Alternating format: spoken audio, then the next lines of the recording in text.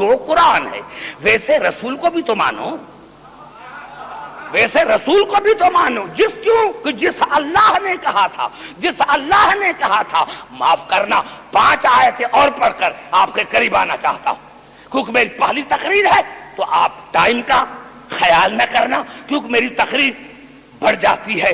میں نے عرض کیا میرے دوستوں پورے قرآن حکیم میں لفظ 2 استعمال ہوئے، عبد عبدہو، عبد عبدہو، گھبرا تو نہیں گے میرے بھائی؟ پوری توجہ، عبد عبدہو، 5 اب ان میں فرق ہے، عبد عبدہو، اس کا عبد، اس کا عبد، جہاں لفظ عبد آیا ہے وہاں سے مراد طالب ہے، اور جہاں سے عبدہو آیا ہے وہاں سے مراد مطلوب ہے۔ رسول میں اور آدم سے لے کر عیسیٰ تک تمام انبیاء میں یہی فرق ہے کہ آدم سے لے کر عیسیٰ تک تمام انبیاء طالب ہے، اللہ مطلوب ہے، لیکن رسول مطلوب ہے، اللہ طالب ہے۔ اب آئیے 5 آیتیں پڑھ کر جو میرا نتیجہ ہے وہ نکالنا چاہتا ہوں، 5 آیتیں جو پڑھنا چاہتا ہوں۔ سب سے پہلے اللہ نے سورۃ فرقان میں جو میں نے ابھی آیت پڑھی، تبارک الذی نزل الفرقان علی عبدہ لیکون للعالمین نذیرا، بابرکت ہے وہ اللہ، بابرکت ہے وہ اللہ جس نے اپنے عبد پر، عبد پر نہیں، اپنے عبد پر، اپنے عبد پر، اپنے عبد پر قرآن کو نازل کیا، اور وہ عبد میرا معمولی عبد نہیں ہے، وہ عالمین کا ہادی ہے۔ اور پھر اللہ نے، اور جتنی آیتیں ہیں عبد ہی پورے قرآن حکیم میں اللہ نے 5 مرتبہ اپنے رسول کو عبدہو، عبد ہی کہا، یہ حرف جار کی وجہ سے عبد ہی آیا۔ پورے قرآن میں 5 مقامات پر، اور 5 سورتیں جن میں یہ آیات ہیں وہ مکی ہیں۔ اب ایک ایک لفظ پر غور کرنا کہ میں کیا کہنا چاہتا ہوں۔ پاک ہے وہ اللہ جس نے اپنے عبد پر قرآن کو نازل کیا، اور وہ اس کے عبد عالمین کا نذیر ہے۔ اور پھر اللہ نے سورۃ نجم میں ارشاد فرمایا، جب رسول قاب قوسین پر پہنچے تو اللہ نے فرمایا فکان قاب قوسین او ادنا فاوحا الی عبدہ ما اوحا۔ پھر اللہ نے اپنے عبد پر جو وحی کرنی چاہی وہ وحی کی۔ اور پھر اللہ نے ارشاد فرمایا سورۃ الحدید میں، سورۃ الحدید مکی سورۃ، هو الذی ينزل على عبده آیات بینات لیخرجکم من الظلمات الى النور، بابرکت ہے وہ اللہ، تعریف ہے اس اللہ کی جس نے اپنے عبد پر قرآن کو نازل کیا، واضح آیتوں کو نازل کیا جو تمہیں ظلمات سے نکال کر نور کی طرف لے کر آتا ہے۔ اور پھر اللہ نے سورۃ کہف میں ارشاد فرمایا، سورۃ کہف مکی سورت ہے، ارشاد ہو رہا ہے الحمدللہ الذی انزل علی عبدہ الکتاب ولم یجعل لہ عوجا، تمام تعریفیں اس اللہ کی جس نے اپنے عبد پر کتاب کو نازل کیا، اور وہ اس کا عبد وہ ہے جو بے عیب عبد ہے، اس عبد میں کوئی عیب نہیں ہے۔ اور پھر اللہ نے ارشاد فرمایا سورۃ بنی اسرائیل میں سبحان الذی اسری بعبدہ لیلا من المسجد الحرام الی المسجد الاقصی الذی بارکنا حولہ لنریہ من آیاتنا، بابرکت ہے وہ اللہ، تعریف ہے اس اللہ کی جو اپنے عبد کو لے کر گیا۔ اب میں نے جو اتنی آیتیں پڑھی، یہ جو خاص کر کے میں نے 5 آیتیں پڑھی، آپ مجھے بتائیں کہ ان 5 آیتوں میں اللہ نے کس کی تعریف کی ہے؟ ابھی میں آپ سے سوال پوچھوں گا، میری آدھے گھنٹے کی جو تقریر ہے، جو میں نے اتنی آیتیں پڑھی، کس کی اللہ نے تعریف کی ہے؟ یہ جو میں نے 5 آیتیں پڑھی، اللہ نے رسول کی تعریف نہیں کی، اپنی تعریف کی ہے، اپنی تعریف کی ہے کہ میں اللہ اسی لیے تعریف کا لائق ہوں کہ میرا رسول ایسا ہے۔ اللہ نے اپنی تعریف کا، اپنے وجود کا دلیل بنایا رسول کو، تعریف اپنی کی، دلیل بنایا رسول کو۔ رسول نے اپنی نبوت کا دلیل اللہ کو نہیں بنایا، اللہ نے اللہ نے اللہ نے اللہ نے اللہ نے اللہ نے اپنی وحدانیت کا دلیل رسول کو بنایا کہ یہ میرا، میں اللہ تعریف کے لائق اسی لیے ہوں کہ میرا رسول ایسا ہے، میرا رسول ایسا ہے جس میں کوئی عیب نہیں ہے، جو عالمین کا ہادی ہے، جو تم پر آیتیں سناتا ہے۔ اللہ نے تعریف اپنی کی اور دلیل بنایا رسول کی ذات کو۔ رسول نے دلیل اللہ کو کیوں نہیں بنایا؟ رسول نے کیوں بنایا؟ فرض کرو میرے دوستوں، میرے بزرگوں، اگر رسول دلیل بناتا، اگر رسول دلیل بناتا، فرض کرو میں یہاں آیا، میں نے ہاشم بھائی سے پوچھا، ہاشم بھائی یہاں کوئی اچھی چیز ہے؟ کہا ہاں سے، یہاں ہمارے پاس فرنیچر ایسا بنتا ہے، کارپینٹر ایسے ہیں، آپ ٹیبل تو بنوا کر دیکھیں۔ میں نے ٹیبل بنا، کہا ٹھیک ہے، کارپینٹر کو بلایا ہاشم بھائی نے، ہاشم بھائی نے کارپینٹر سے کہا، اس نے کہا سے پورے ہندوستان میں میرے جیسا کوئی بڑھائی ہے ہی نہیں، کوئی کارپینٹر ہے ہی نہیں۔ میں نے کہا مجھے ٹیبل چاہیے، اور جب وہ ٹیبل اس کو بنا کر میرے سامنے لے کر آیا، میں نے دیکھا یہ کیا ہے، یہ 3 ٹانگیں اوپر 1 ٹانگ نیچے کیوں ہے؟ اب میں نے ٹیبل کو کہا ٹیبل تو خراب ہے، ٹیبل تم میں یہ عیب ہے۔ آپ کہیں گے کہ بے وقوف ہے، یہ ٹیبل کا عیب نہیں ہے، یہ اس کا عیب ہے جس نے اپنی صنعت کا دلیل بنایا تھا ٹیبل کو۔ یہ ٹیبل کا عیب نہیں ہے، یہ کارپینٹر کا عیب ہے۔ تو اگر رسول اپنی نبوت کا دلیل اللہ کو بناتا تو آج مسلمان ہم جیسا تھا یہاں غلطی کر گیا، ہم جیسا تھا اسی لیے یہاں غلطی کر لیا، اسی لیے اللہ نے اپنی وحدانیت کا دلیل بنایا رسول کو کہ عبدالحکیم اب اگر کوئی میرے رسول سے عیب نکالے تو سمجھنا اس بے ایمان کا میری ذات پر ایمان نہیں۔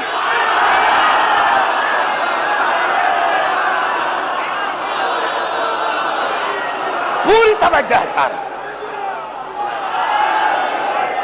سمجھ میں آ گئی بات؟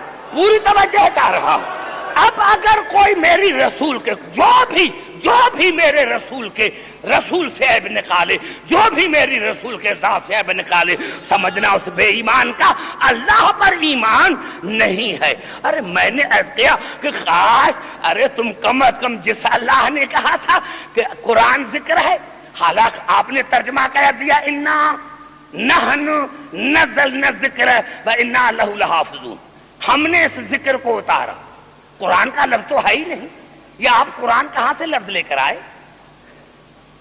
لیکن ہم نے مانا، لیکن جس اللہ نے قرآن کو ذکر کیا کہا تھا، قرآن کو ذکر کہا تھا، اسی اللہ نے سورۃ طلاق میں ارشاد فرمایا قد انزل اللہ الیکم ذکرا رسولا یتلو علیکم آیات اللہ مبینات، اللہ نے تمہاری طرف ذکر کو نازل کیا اور وہ ذکر میرا رسول ہے، ذکر میرا رسول ہے، ذکر میرا رسول ہے۔ اللہ ذاکر ہے، رسول ذکر ہے۔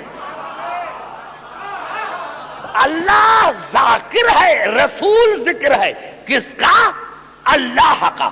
پتا چلا، بنیادی طور پر پتا چلا کہ اگر میں نے تو اس میں یہ عرض کیا تھا کہ کم از کم مسلمان رسول کو قرآن جیسا مانتے، لیکن ہمارا اور میرا عقیدہ یہ ہے کہ ہمارا رسول ہر حالت میں قرآن سے افضل ہے۔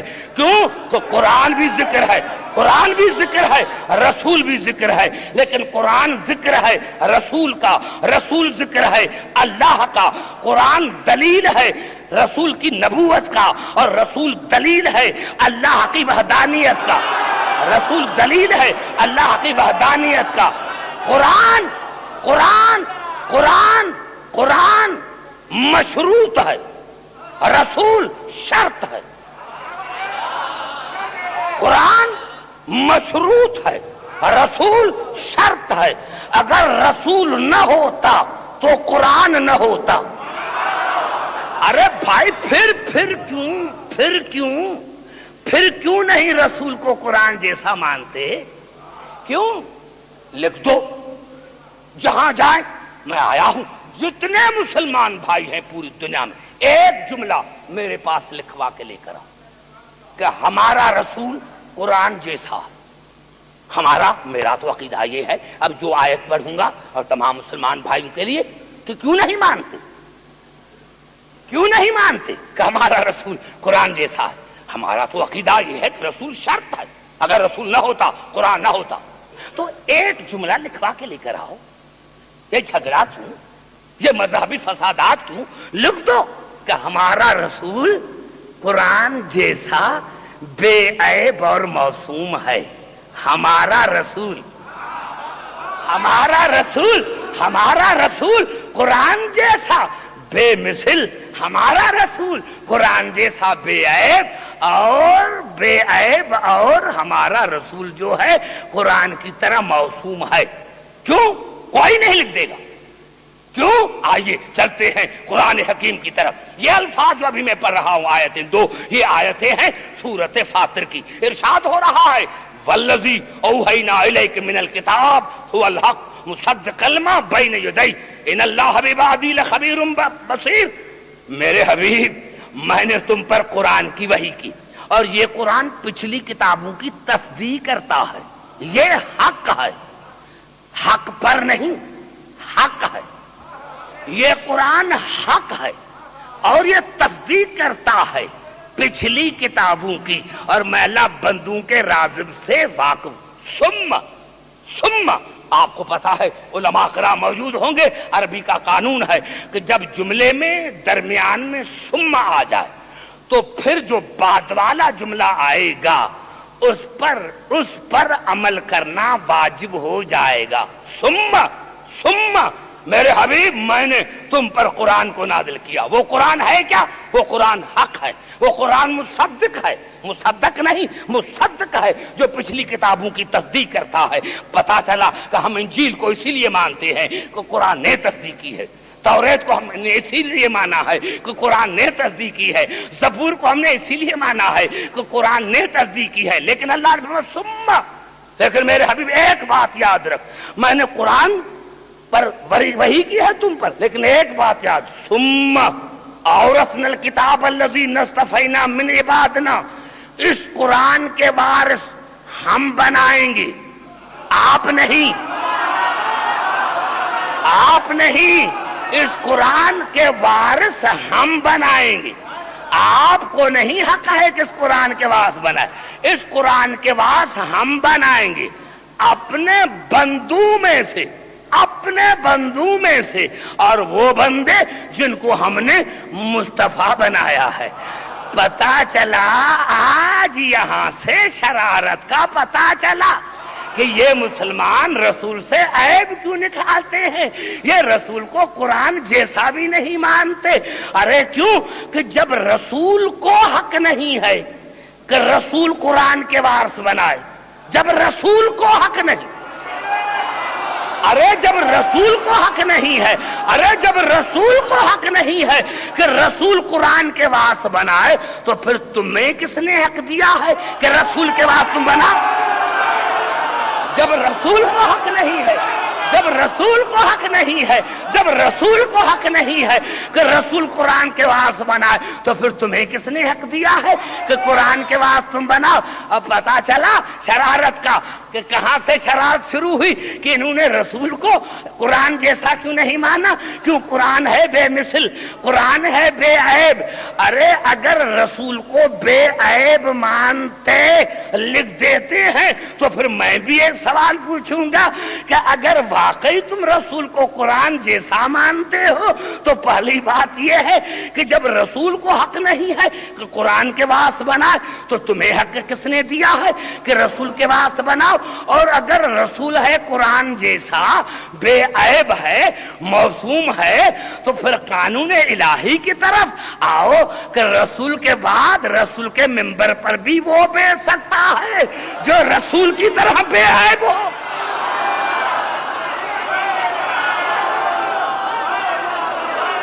یہی سبب ہے.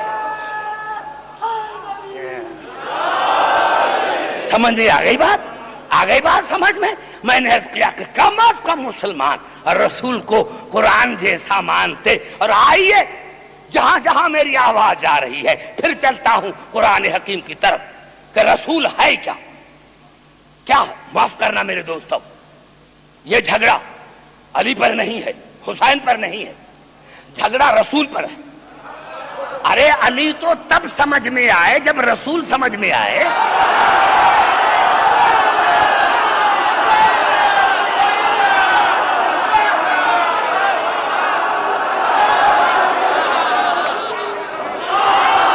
ارے رسول علی تو تب سمجھ میں آئے، علی تو تب سمجھ میں آئے، علی تو تب سمجھ میں آئے جب رسول سمجھ میں آئے.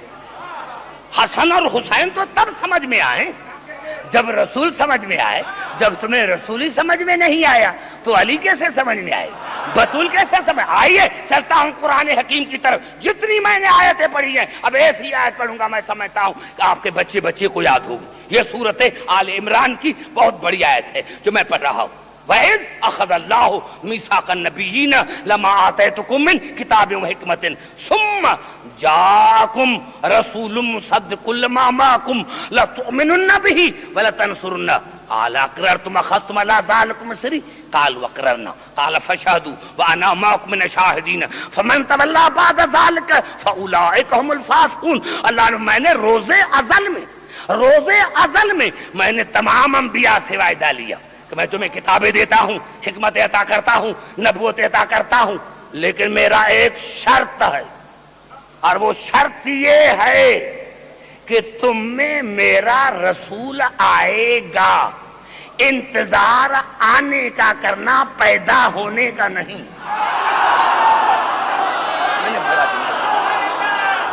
انتظار آنے کا کرنا، پیدا ہونے کا نہیں.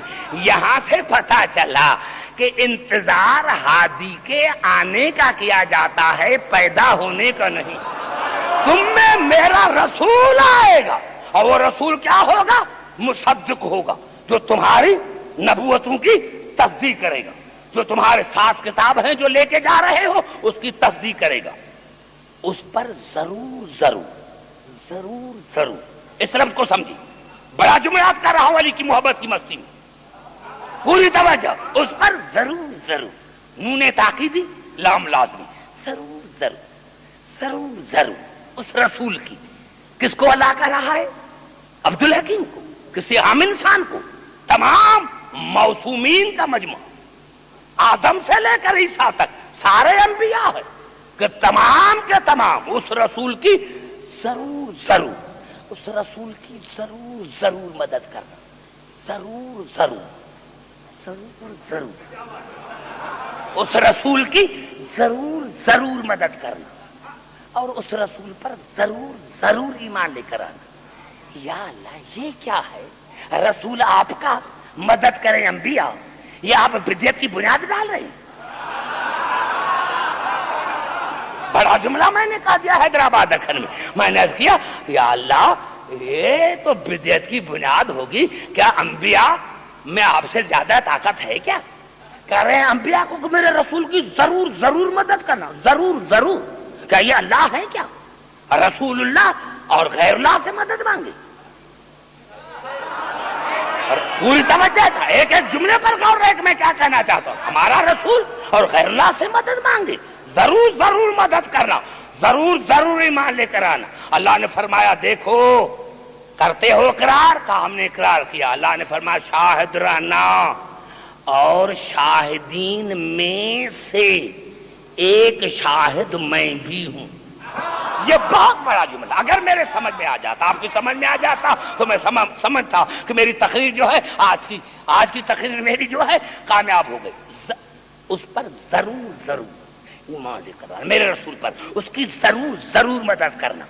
پکا اقرار کرتے ہو؟ ہم نے اقرار کیا. اللہ شاہد رہنا اور شاہدین میں سے. کیا مقام ہے میرے رسول. اور شاہدین میں سے ایک میں بھی ہوں. پھر جو بھی پھر گیا. آپ نے اندازہ لگایا میرے نوجوانوں جو میرے سامنے بچے بیٹھے ہیں، میرے سامنے بچہ کوئی نہیں بیٹھتا، وہ بیٹھے جس کا اتنا دماغ ہو، اتنا دماغ لے کر پھران کے بیٹھو. پھر اللہ نے فرمایا تم شاہد رہنا، اور شاہدین میں سے ایک شاہد میں بھی ہوں. پھر جو بھی پھر گیا، یعنی اللہ نے اپنی ذات کو بھی ملا دیا کہ جو بھی، سر نہ ہلا میرے بھائی، سر نہیں، مجلس میں سر نہیں، عبادت میں سر کو ہلایا نہیں جاتا. پھر جو بھی پھر جو بھی پھر جو بھی پھر جو بھی پھر گیا تو وہ فاسق ہوگا. یہ ہے مقام رسول. یہاں سے پتا چلا کہ ہمارا رسول کیا ہے. پتا چلا جس کی مدد نہ کرنے پر، جس کی مدد نہ کرنے پر، جس کے ذات پر ایمان نہ لانے پر اور مدد نہ کرنے پر تمام انبیاء کی نبوتیں بیکار ہو جائیں. سمجھنے کی کوشش میرے بچے، سمجھنے کی کوشش، سمجھنے کی. مقام رسول کیا ہوا؟ بنص قرآن مقام یہ ہوا کہ جس کی مدد نہ کرنے پر، جس پر ایمان نہ لانے پر آدم سے لے کر عیسیٰ تک تمام انبیاء کی نبوتیں بیکار ہو جائیں، اس کو قرآن میں محمد رسول اللہ کہتے ہیں. ارے ہاں، اگر کوئی نبی محمد پر ایمان نہ لائے، کوئی نبی محمد کی مدد نہ کرے تو وہ فاسق ہے. کوئی نبی مدد نہ کرے، کوئی نبی مدد نہ کرے تو وہ فاسق ہو جاتا ہے. اب قبلہ اگر قرآن کی آیت نہ ہوتی تو میں علی کی محبت کی مستی میں یہ میں جملہ نہ کہتا. آپ دیکھا رسول کے مقام سمجھ میں آیا کہ رسول کیا ہے؟ کہ جس کی ذات پر ایمان نہ لانا اور جس ذات کی مدد نہ کرنے پر تمام انبیاء کی، آدم سے لے کر عیسیٰ تک تمام انبیاء کی نبوتیں بیکار ہو جاتی ہیں. اس کو قرآن میں محمد رسول اللہ کہتے ہیں. ضرور ایمان لے کر آنا، ضرور مدد کرنا.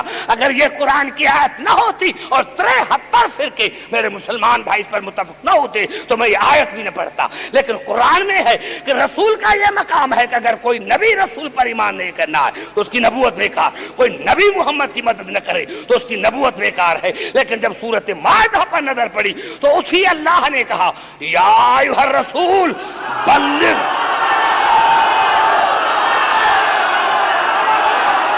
بڑا جملہ میں نے یا ایھا الرسول، یا ایھا الرسول. توجہ سنیں جملہ سنیں کہ میں کیا کہہ رہا ہوں. جملہ سنیں، جہاں جہاں میری آواز آ رہی، جہاں سنیں، غور سے جملہ سنیں. یہ جملہ میرا جملہ ہوا میں اڑ نہ جائے. جس اللہ نے کہا تھا رسول کے لیے کہ میرے رسول کا یہ مقام ہے کہ آدم سے لے کر عیسیٰ تک اگر کوئی میرے نبی پر ایمان نہیں لے کر آئے گا، مدد نہیں کرے گا تو ان کی نبوتیں بیکار ہیں. اسی اللہ نے رسول کو کہا یا ایھا الرسول بلغ. ابلغ نہیں، اے میرے رسول ضرور پہنچاؤ. ابلغ نہیں کہا، ضرور یا ایھا الرسول بلغ ما انزل الیک من ربک وان لم تفعل فما بلغت رسالتہ. پورے قرآن حکیم میں میرے سنی شیعہ بھائیو، پورے قرآن حکیم میں لفظ بلغ ایک مرتبہ استعمال ہوا. بلغ وَإِن لَّمْ تَفْعَلْ فَمَا بَلَّغْتَ رِسَالَتَهُ. پورے قرآن میں لفظ بلغت ایک مرتبہ استعمال ہوا. اس آیت میں میرے رسول اور علامہ اشرف الفی تھانوی نے کیا ترجمہ کیا کہ میرے رسول جو تمہارے پروردگار کی طرف سے نازل کیا گیا ہے، اگر تم نے نہیں پہنچایا تو تمہاری رسالت بیکار ہے. یہاں سے پتا چلا کہ جس کی نبوت پر ایمان نہ لانے پر اور مدد نہ کرنے پر تمام انبیاء کی نبوتیں بیکار ہو جاتی ہیں، اس کو قرآن میں محمد رسول اللہ کہتے ہیں. اور جس کی ولایت نعرہ حیدری. سنا جملہ پورا سنا، پورا جملہ سنے. یہاں سے پتا چلا کہ جس کی نبوت پر ایمان نہ لانے پر، جس کی نبوت پر پوری توجہ میرے بھائی، سنے جس کی نبوت پر ایمان نہ لانے پر اور مدد نہ کرنے پر تمام انبیاء کی نبوتیں بیکار ہو جاتی ہے، اس کو قرآن میں محمد رسول اللہ کہتے ہیں۔ لیکن جس کی ولایت کا اعلان نہ کرنے پر رسول کی نبوت بیکار ہو جاتی ہے، اس کو قرآن میں علی ولی اللہ۔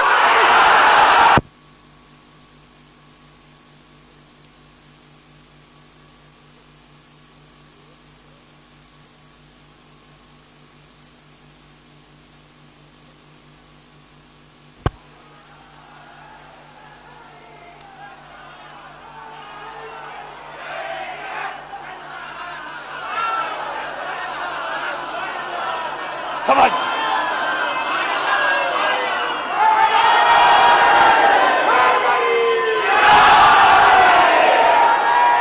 اب دیکھ پوری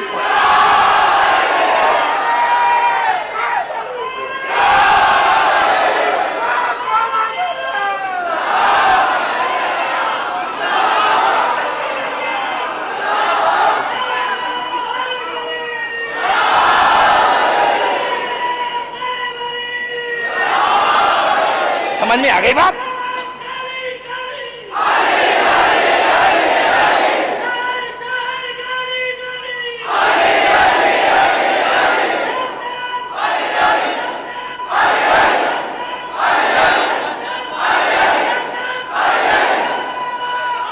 بڑا جملہ، پوری توجہ، جہاں میری آواز، تمام مسلم گھبرائے نہیں، پوری توجہ۔ میں نے کیا میرے دوستوں، میرے بزرگوں، اب یہ حیدرآباد دکن ہے، علامہ رشید ترابی مرحوم کا یہ شہر ہے۔ میرے دوستو، میں ایک جملہ کرنا چاہتا ہوں، آپ کہیں گے دلیل تو اس کی کیا؟ جس کے ولایت کا اعلان نہ کرنے پر رسول کی نبوت بیکار ہو جاتی ہے، اس کو قرآن میں علی ولی اللہ کا دیا۔ آئیے چلتے ہیں۔ کوئی ایسی کتاب نہیں جس میں غدیر کا واقعہ نہ ہو۔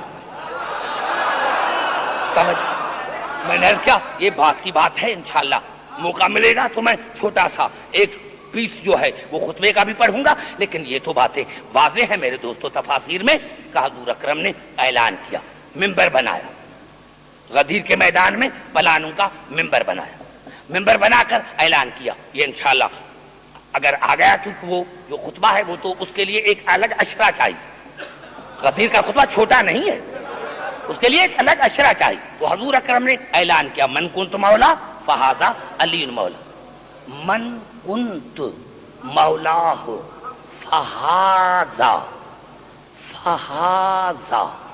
علی مولا۔ اور بہت ایسی بھی کتاب ہیں جس میں یہ ہے، من کنت مولاہ فعلی مولا، کیونکہ جب فے آتی ہے تو ہاذا کی ضرورت نہیں۔ بڑا جملہ ہے، سمجھنے کی کوشش کرنا۔ میں کیا کر رہا ہوں؟ تمام علماء حضرات، میرے تمام مسلمان بھائیوں کے لیے یہ رسول نے کیوں کہا؟ ثقافی تھا، یہ ہاذا کیوں کہا؟ فوراً کے لیے، بلا فصل کے لیے، من کنت مولا فعلی مولا کافی تھا، یہ ہاذا کیوں کہا؟ فہذا۔ یہ میرے دوستو یاد رکھنا یہی سبب ہے کہ آج جو ناد علی، جناب علی علیہ السلام کے قبر اطہر پر فانوس پر لکھی ہوئی ہے، تو میرے مسلمان بھائی کچھ کہتے ہیں کہ یہ جو رسول نے کہا تھا نا خیبر میں ناد علی، تو یہ اس علی کو، اللہ کو پکارا تھا، اللہ کا بھی علی نام ہے، اس کو پکارا تھا، اس کو، اس علی کو نہیں، اس کو۔ اگر رسول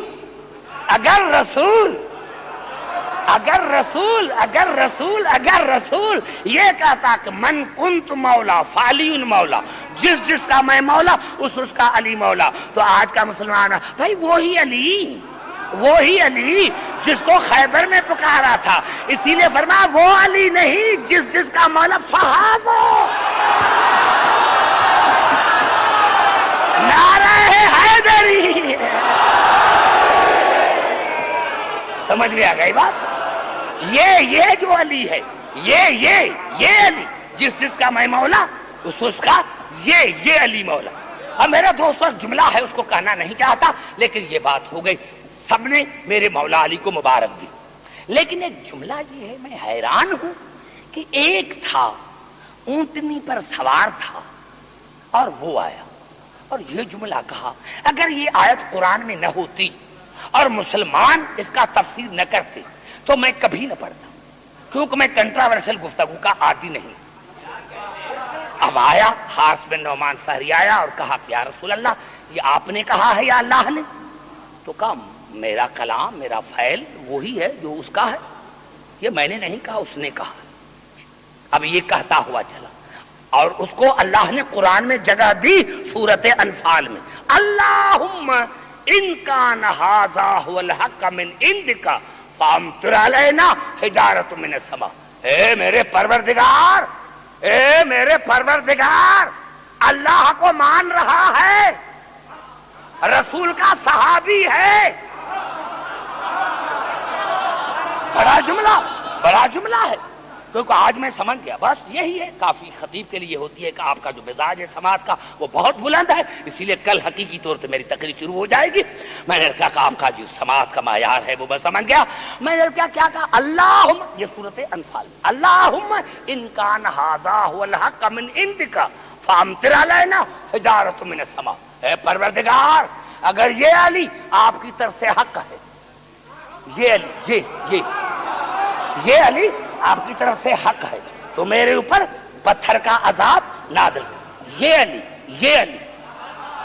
बड़ा जुमला है, घबराए नहीं। देखो जल्दी जल्दी 1.25 घंटा गुजर गया। ये अली, परवरदिगार, ए मेरे परवरदिगार, अल्लाहुम्मा, ए मेरे परवरदिगार। हारिस बिन नौमान सहरी अल्लाह का मुखालिफ नहीं, बड़ा मुबहिद है। ए मेरे परवरदिगार, अल्लाहुम्मा इन कान हाज़ा हुवल हक़्क़ मिन इंदिका फअम्तिर अलैना हिजारतुम मिनस समा। ए मेरे परवरदिगार, अगर ये अली आपकी तरफ से हक है तो मेरे ऊपर पत्थरों का अजाब नाज़िल कर। बस ये कहना था, या सहाबे किराम ने आसमान की तरफ देखा, एक छोटा सा परिंदा था अबाबील, उसके चूंच में पत्थर था। एक एक जुमले में मेरा नुक्ता होता। परिंदा था छोटा, उसकी चूंच में पत्थर, हज था, ताजे ताजे बाल मुंडाए थे। पूरी तवज्जो, जहां जहां मेरे बुजुर्ग बैठे हैं तमाम हजरात के लिए, वो परिंदे के चूंच में पत्थर, परिंदा नीचे आया, टिंड में पत्थर लगा, आया ऊंटनी पर आया, दोनों मर गए, दोनों ऊंटनी भी, दोनों। बड़ा जुमला। फिर मैंने कहा हैदराबाद दखन में जो परिंदा लेकर आया, परिंदा अबाबील लेकर आया, अबाबील लेकर आया, परिंदा चूंच में पत्थर है, आया टिन पर लगा, हाथ में नौमान सारी की, नीचे उतरा, ऊंटनी को लगा, दोनों मर गए। मैंने आलम तस्सार में सवाल किया, ए मेरे परवरदिगार, अगर हारिस बिन नौमान सहरी अली की विलायत का कायल था, उसको अजाब मिलना चाहिए था, ये ऊंटनी ने कौन सा कसूर किया? अगर ये जुमला मेरा समझ में आ जाता तो आप जरूर दाद देते, लेकिन आपका पता है कि मेरी रूह वहां खड़ी है, जहां मेरी रूह खड़ी, आपको वहां आना पड़ेगा, आपको वहां आना पड़ेगा। या अल्लाह, इसने कसूर किया था, ये अजाब ऊंटनी पर क्या क्यों गिरा?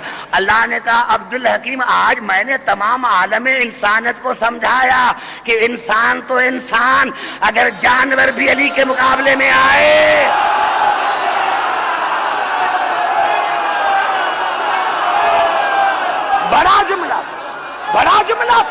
बड़ा जुमला था मेरे बच्चे, मेरे भाई, ये अब्दुल हकीम कर रहा है, ये आपकी सतह से बड़ा जुमला था जिसको आपने नहीं समझा।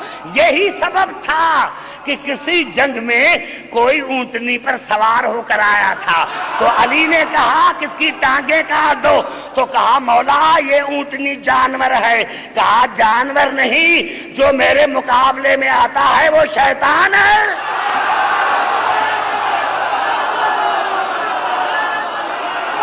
نعرہ حیدری،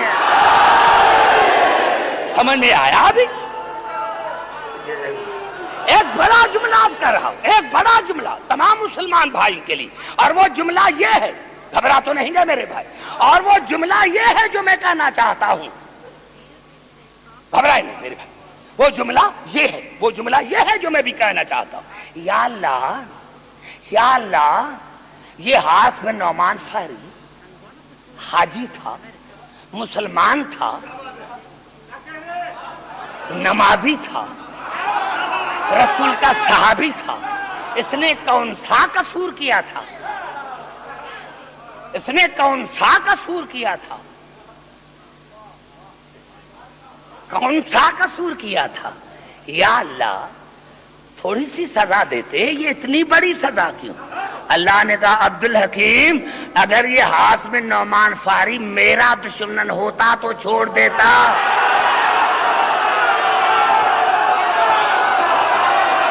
پوری توجہ، اگر یہ ہاتھ میں نعمان فہری میرا دشمن ہوتا تو چھوڑ دیتا، میرے رسول کا دشمن ہوتا تو چھوڑ دیتا، یہ ہے علی کا دشمن۔ نعرہ حیدری،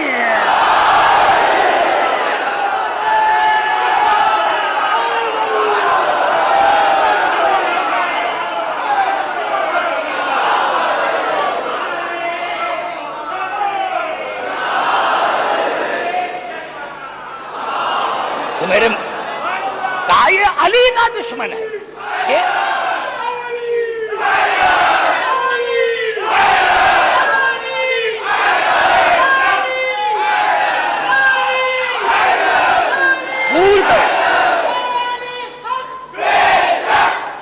پوری توجہ۔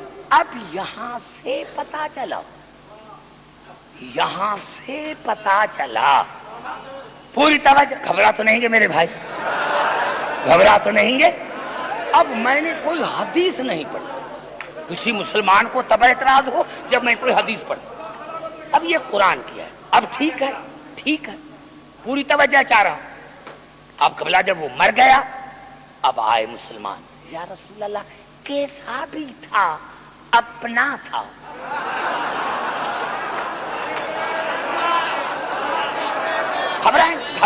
گھبرائیں نہیں، میں نے کہا میری تقریر کنٹراورشل نہیں ہوتی، تمام مسلمان بھائیوں کے لیے ہوتی، اب کوئی قرآن کو نہ مانے اس میں میرا قصور ہے، تفسیر میں غلط کروں میں مجرم، قرآن میں نے کیا کہ مجھے تو حدیث پڑھنے کا حق ہے، مجھے تو حدیث پڑھنے کا حق ہے بھائی، حدیث پڑھنے کا حق ہے، اور معاف کرنا میرے دوستو کیونکہ جناب سیدہ کے سلسلے میں مجالس ہے، میں تمام مسلمان بھائیوں سے پوچھنا چاہتا ہوں کیونکہ یہ بخاری شریف میں ہے، کیوں آپ حضرات سے میں پوچھنا چاہتا ہوں، میں کیوں بھائی کیا مسئلہ تھا بھائی؟ آپ کہتے ہیں روتے ہیں کہ جناب سیدہ باغ صدق کے لیے گئی تھی، میرا عقیدہ یہ نہیں، کیوں گئی تھی؟ وہ بھی جو کائنات کی مالکہ ہے، وہ کیوں گئی تھی؟ دربار میں کیوں گئی تھی؟ گئی کیوں تھی دربار میں؟ آپ حیران ہوں گے بی بی دربار میں کیوں گئی تھی؟ بھائی دربار میں گئی، 9 آیتیں پڑھی، 9 آیتیں، کتنی آیتیں؟ 9 آیتیں پڑھی، 9 آیتیں پڑھی، 9 آیتیں پڑھی، واپس آئی، کیا مقصد ہے؟ مجھے کوئی بزرگ سمجھائے تو سے، جو بھی مسلمان مجھے سمجھائے، رسول کی بیٹی ہے گئی، 9 آیتیں دربار میں پڑھی اور واپس آئی، کیوں؟ مقصد یہ تھا کہ عبدالحکیم میں ان کی دربار میں گئی تھی جنہوں نے کہا تھا کہ قرآن کافی ہے،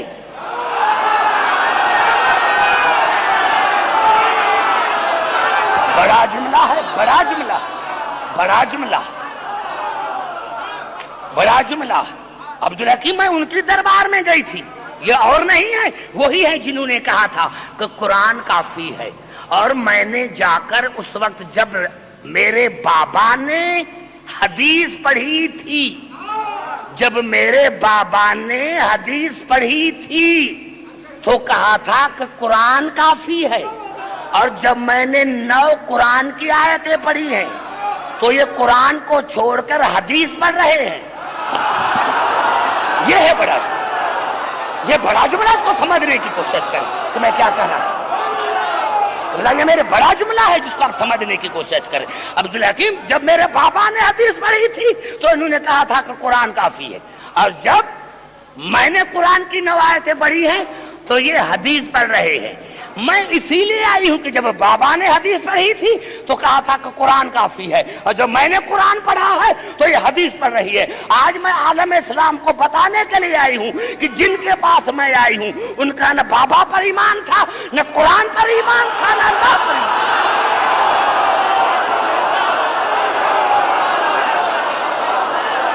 نعرہ حیدری! سمجھ میں آ گئی بات میرے بچے؟ آ گئی بات سمجھ میں؟ اب کیا کہا مسلمانوں نے؟ ہر دور میں یہی کہتے، ہر دور میں یہی کہتے۔ اب آئے یا رسول اللہ، جیسا بھی تھا اپنا تھا، چلو نماز تو پڑھو۔ بڑی بات